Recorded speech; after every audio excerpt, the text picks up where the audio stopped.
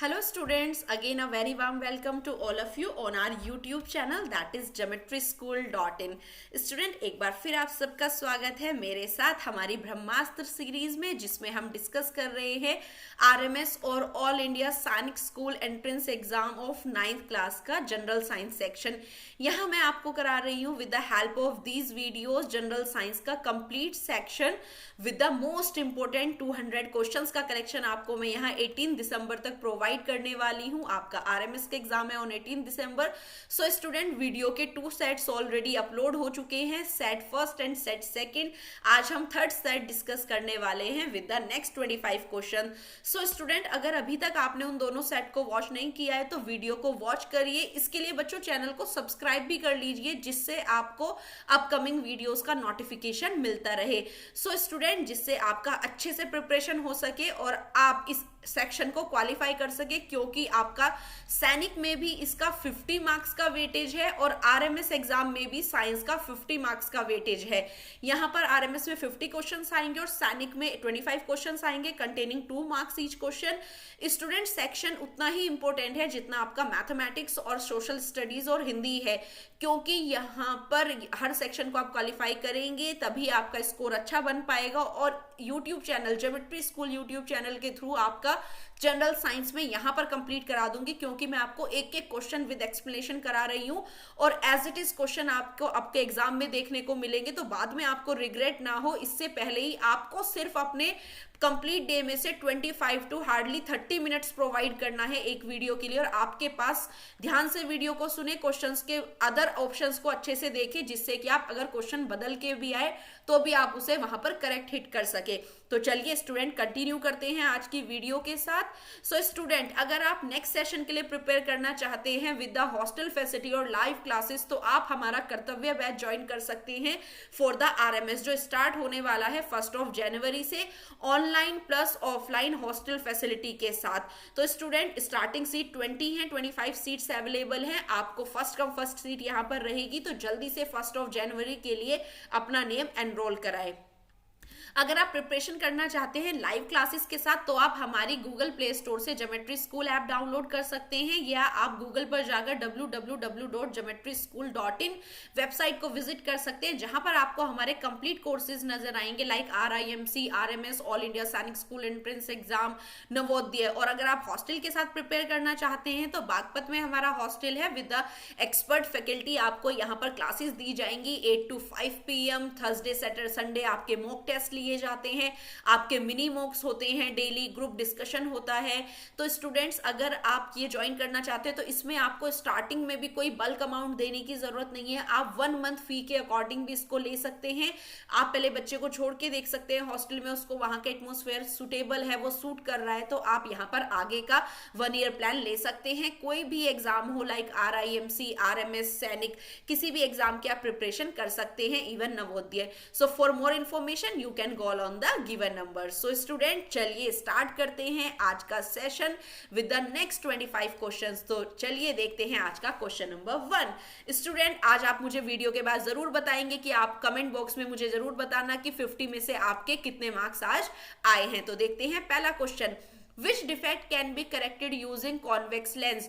Basically student, जो हमारी eyes में डिफेक्ट्स हो जाते हैं that is myopia, short sightedness, hypermetropia that is long sightedness. तो किस यहाँ पर आई डिफेक्ट को, जिसमें आपको पास का दिखना बंद हो जाता है, हाइपरमेट्रोपिया में आप पास का नहीं देख पाते, मायोपिया में आप दूर का नहीं देख पाते, तो कौन सा डिफेक्ट है जिसको आप कॉन्वेक्स लेंस यूज करके करेक्ट कर सकते हैं? तो बच्चों, कॉन्वेक्स लेंस की बात करें तो ये यहाँ से वाइडर होती है सेंटर से और इसके एजेस थोड़े नैरो होते हैं।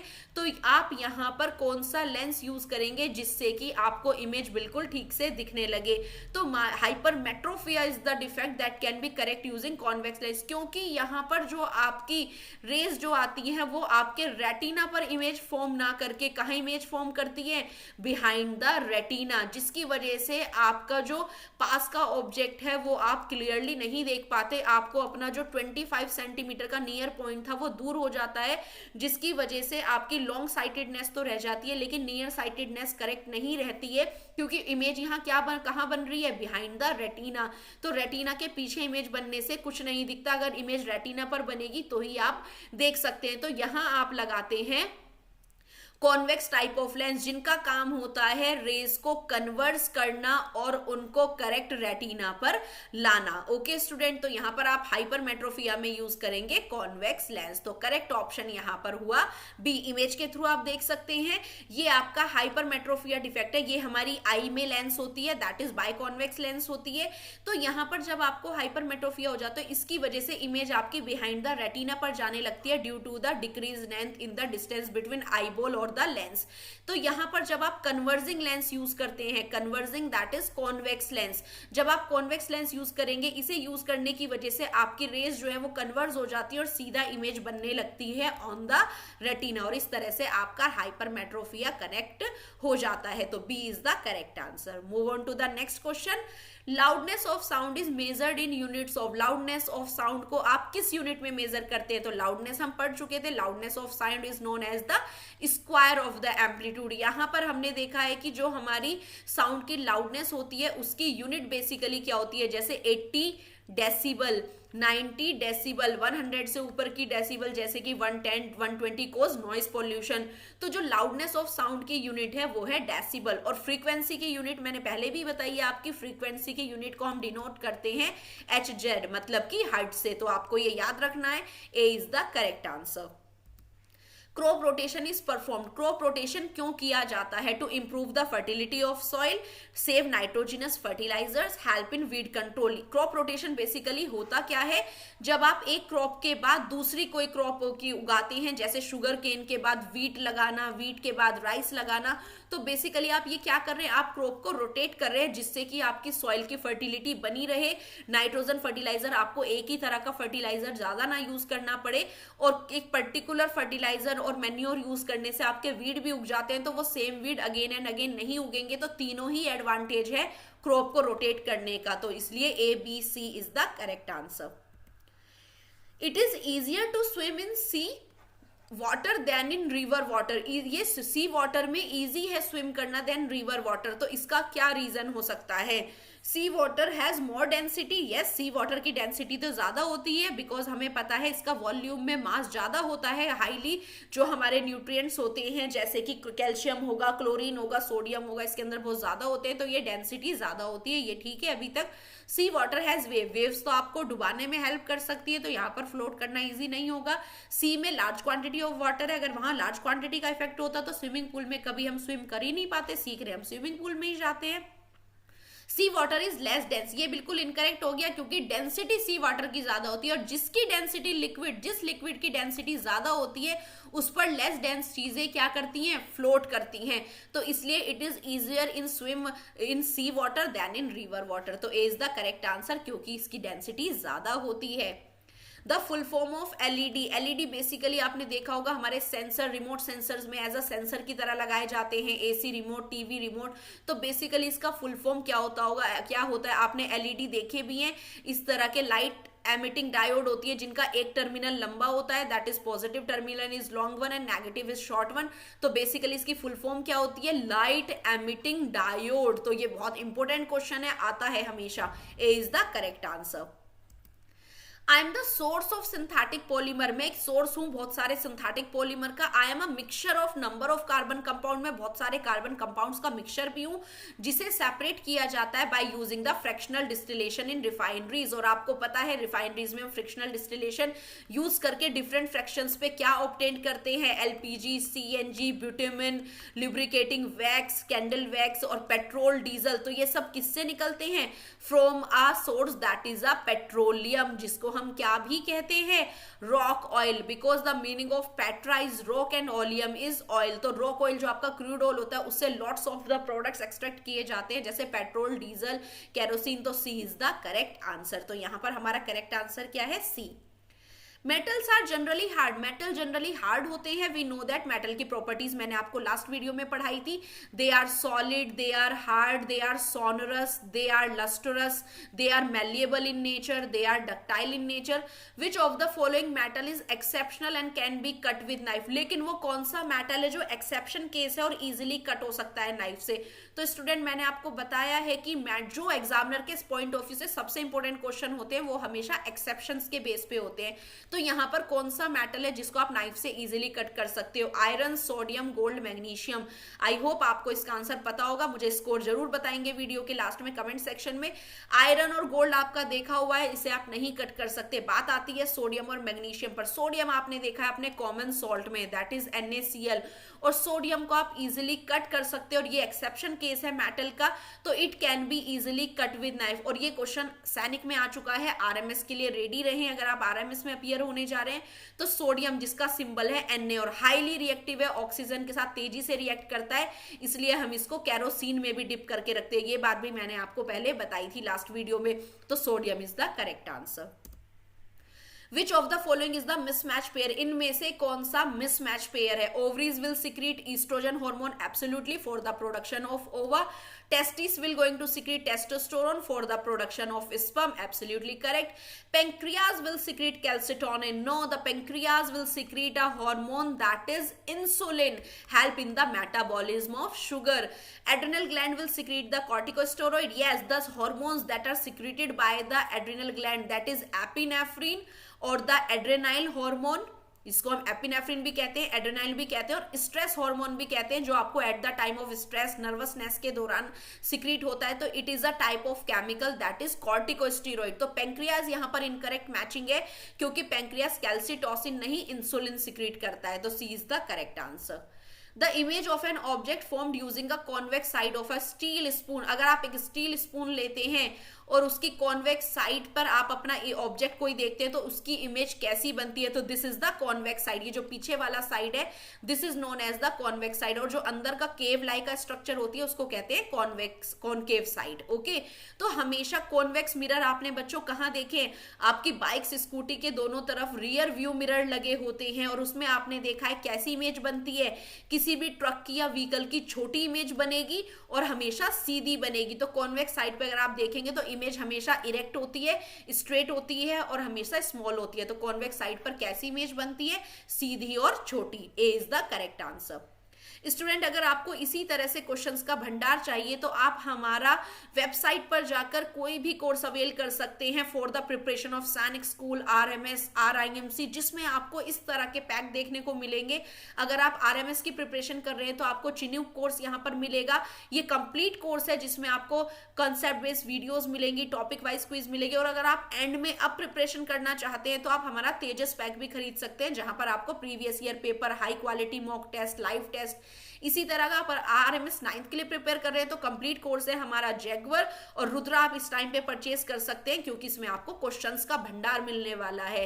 साथ ही अगर आप सैनिक 6 के लिए प्रिपेयर करना चाहते हैं तो आप इसके लिए हमारा वीर पैक खरीद सकते हैं, जो इस टाइम बहुत बेनिफिशियल होने वाला है क्योंकि 8 जनवरी को आप एग्जाम में अपीयर होने वाले हैं और इस समय आपको क्वेश्चंस की नीड है, तो वो क्वेश्चंस आपको हमारे ज्योमेट्री ऐप में वीर पैक में मिलेंगे। अगर आप सैनिक 9th के लिए प्रिपेयर करना चाहते हैं तो you can what our Shaurya course, otherwise complete course हमारा अशोका कोर्स है, उसको आप फुल ईयर के लिए अवेल कर सकते हैं। तो दीज आर और कोर्सेज, आप इनको देखिए, बहुत ही मिनिमल इनका कॉस्ट है, इजिली आप इन्हें अवेल कर सकते हैं। So student move on to the next question. Refer to the given picture P and Q. यहाँ पर आपको पिक्चर्स दी गई है ह्यूमन रिप्रोडक्टिव सिस्टम की, एक मेल रिप्रोडक्टिव सिस्टम, एक female. How do reproductive cell of produce in P differ from those produced in Q? यहाँ पर जो रिप्रोडक्टिव सेल बनती है, मतलब कि जर्म सेल, जिन्हें हम गैमीट भी बोलते हैं, और P के केस में वो क्या होते हैं? स्पर्म्स, और Q के केस में होते हैं वो ओवा। तो वो किस बेस पर, मतलब कि production and their mode of storage के बेस पे उनपे क्या डिफरेंस है? तो चलिए एक बार इमेज आपने देख ली है, P आपकी मेल रिप्रोडक्टिव सिस्टम है, Q आपका फीमेल रिप्रोडक्टिव सिस्टम है। तो यहां पर ऑप्शंस देखते हैं। Mature cells of P stored for longer period in reproductive tract, whereas Q only mature cell remain stored. Yes, P की जो यहाँ पर स्पर्म होता है वो रिप्रोडक्टिव ट्रैक्ट में लॉन्ग टाइम तक स्टोर हो सकता है, यस अप टू 74 आवर्स। लेकिन जो क्यू यहाँ पर प्रोड्यूस करती है ओवा, मैच्योर होने के बाद it can live only for 1 day. तो यहाँ पर ये स्टोरेज के प्रोसेस में बिल्कुल ठीक है, बट हम 3 ऑप्शन भी देखेंगे अगर क्वेश्चन और तरीके से आ गया तो। पी प्रोड्यूसेस फीवर, कम रिप्रोड्यूस सेल करता है, no millions of sperms produce होते हैं at a time. Reproductive cell produce by P do not show mobility, no it is incorrect. P cell जो स्पर्म होते हैं वो ही मोबाइल होते हैं, वो ही एबल टू मूव होते हैं, वो ही फीमेल बॉडी में एंटर करते हैं। Q produces reproductive cell for longer period, Q जो है वो लंबे समय तक प्रोड्यूस करती हैं सेल नहीं, इनका मेनोपॉज 40 to 50 तक हो जाता है, जबकि मैन 50 अबव तक भी स्पर्म प्रोड्यूस कर सकते हैं। तो यहाँ पर जो करेक्ट आंसर है अकॉर्डिंग टू द क्वेश्चन कि किसका प्रोडक्शन ज्यादा और किसका स्टोरेज पीरियड ज्यादा है, तो वो इस ऑप्शन के लिए करेक्ट है, पी का स्टोर्ड पीरियड ज्यादा है, क्यू के सिर्फ इमेच्योर फोलिकल, क्योंकि आपको पता है गर्ल में बर्थ के टाइम पर ही 50,000 तक फोलिकल्स होते हैं जो पर मंथ एक एग यहाँ पर मैच्योर होता है। तो यहाँ पर A is the correct answer. When an object move closer to the concave lens, this is a type of concave lens जो दो concave मिरर को यूज करके बनाई जाती है, बीच से नैरो होती है, एजेस इसके वाइड होते हैं। अगर ये the image shift by it, अगर हम यहाँ पर ऑब्जेक्ट को क्या करें, कॉनकेव लेंस के पास लेके आए तो इमेज क्या होगी, इमेज इससे अपार्ट होती जाती है अवे फ्रॉम द लेंस, क्योंकि जो हमारी कॉनकेव लेंस है जैसे इसमें ऑब्जेक्ट इसके सेंटर तक आता है तो इमेज जो है यहाँ दूर होती जाती है, जितना इन्फिनिटी से ऑब्जेक्ट होता है उतनी ही वो सेंटर के पास इमेज बनती है। तो इसलिए हमेशा कॉनकेव लेंस में जो इमेज है वो शिफ्ट कहाँ होगी, away from the lens. A is the correct answer. Non metals generally क्या होते हैं, अभी मैंने बताया था नॉन मेटल्स की प्रॉपर्टी हम देख चुके हैं। नॉन मेटल्स बेसिकली हमारे क्या होते हैं, सॉलिड्स एंड गैसेस, क्योंकि लिक्विड तो सिर्फ एक एक्सेप्शन केस है, bromine is a only liquid that is found at liquid state.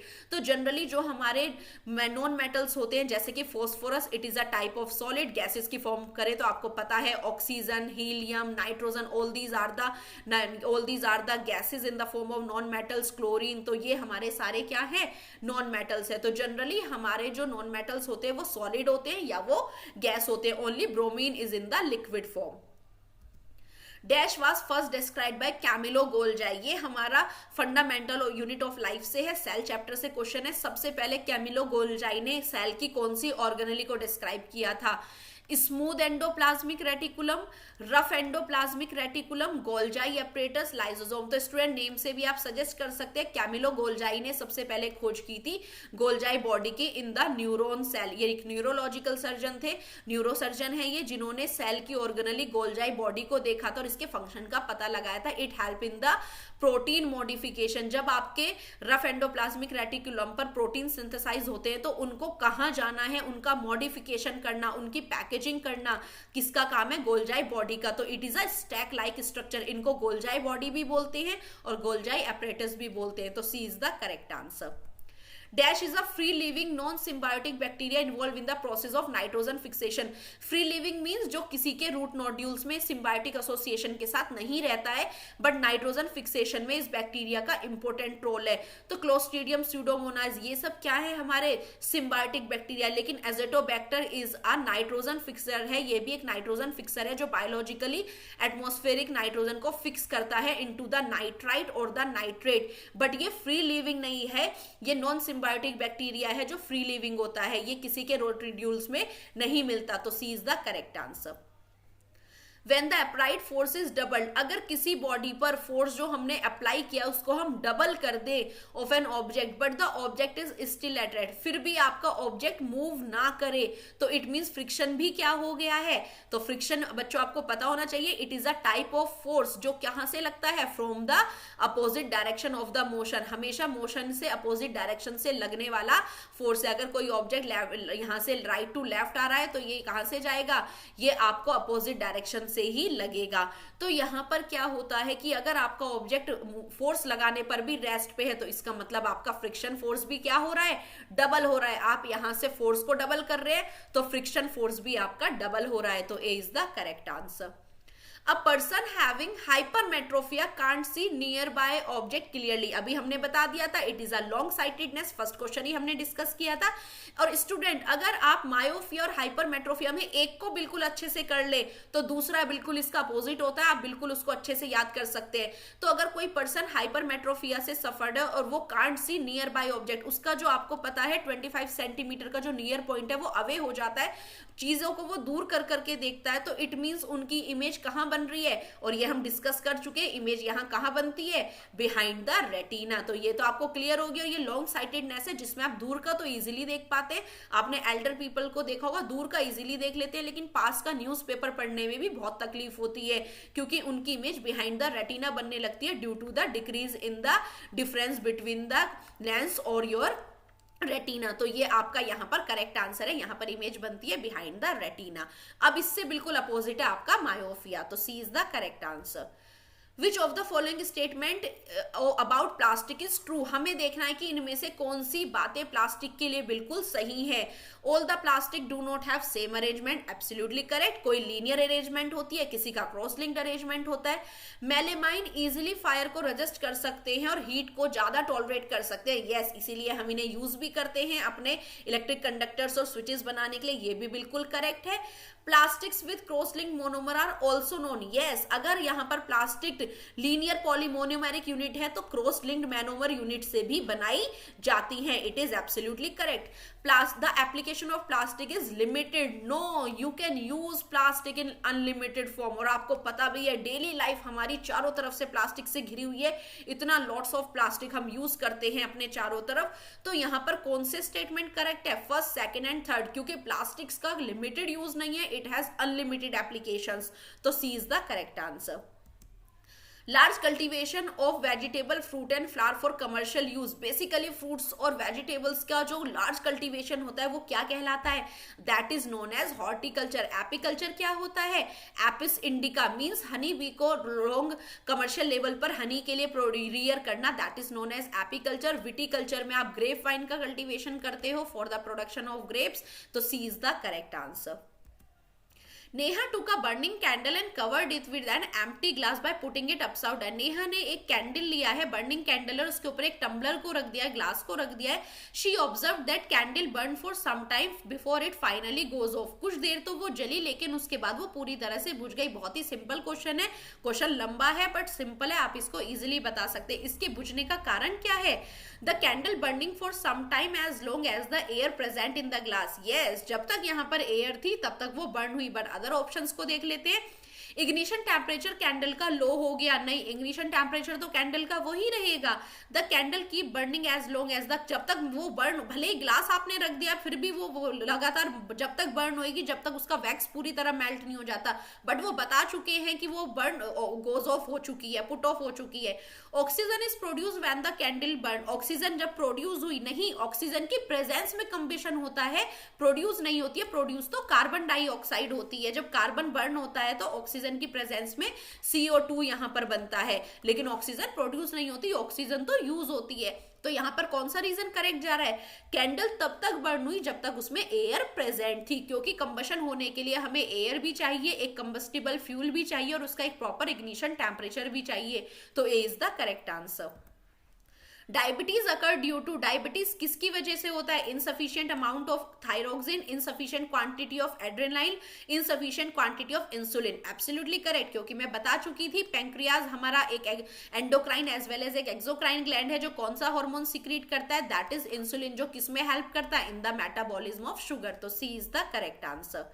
When an electric current is passed through a conducting solution, आपके पास एक कंडक्टिंग सॉल्यूशन है, like it can be copper sulphate, अगर आप इसमें जो है electrolyte में करंट पास करते हैं तो आपका यहाँ सॉल्यूशन का फॉर एग्जांपल कलर चेंज हो गया है due to the dissociation of the electrolyte, तो ये क्या इंडिकेट करता है, chemical effect of electric current, heating effect of electric current, magnetic effect, तो basically is the chemical effect of electric current, क्योंकि यहाँ पर केमिकल कंपोजिशन चेंज हो रही है due to the dissociation of the electrolyte, क्योंकि आपका जो करंट होता है उसमें हीटिंग इफेक्ट भी होता है, केमिकल इफेक्ट भी होता है, मैग्नेटिक इफेक्ट भी होता है, तो A is the correct answer.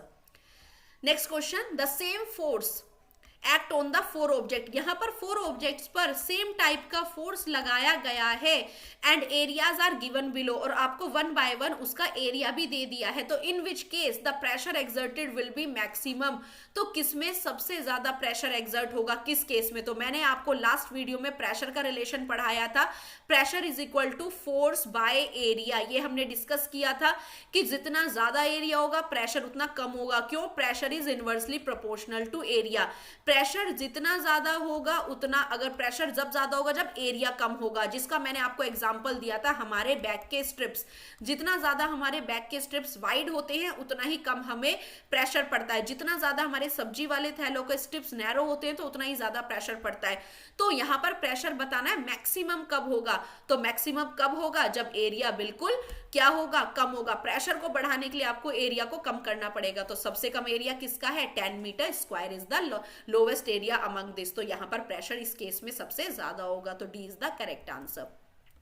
The sun appear to rise in east, sun हमें अपीयर होता है ईस्ट से निकलता हुआ एंड वेस्ट में सेट होता हुआ, जबकि हम जानते हैं सोलर सन हमारा एक स्टार है जो अपनी एक पर्टिकुलर प्लेस पे रहता है, only planets revolve around it. तो ऐसा क्यों होता है? Earth rotate from west on axis, earth अपने एक्सिस से वेस्ट से घूमना शुरू करती है। Earth rotate from west to east on it. Yes, हमारा जो अर्थ है mostly all the planets except Venus और Uranus, all the planet will revolve west to east. तो हमारी जो अर्थ है वो वेस्ट टू ईस्ट रिवॉल्व करती है। तो इसलिए हमें सन अपीयर होता है वेस्ट में छिपता हुआ और ईस्ट से निकलता हुआ। तो B is the correct answer. Solar system से एवरी ईयर ऐसा ही एक क्वेश्चन आता है।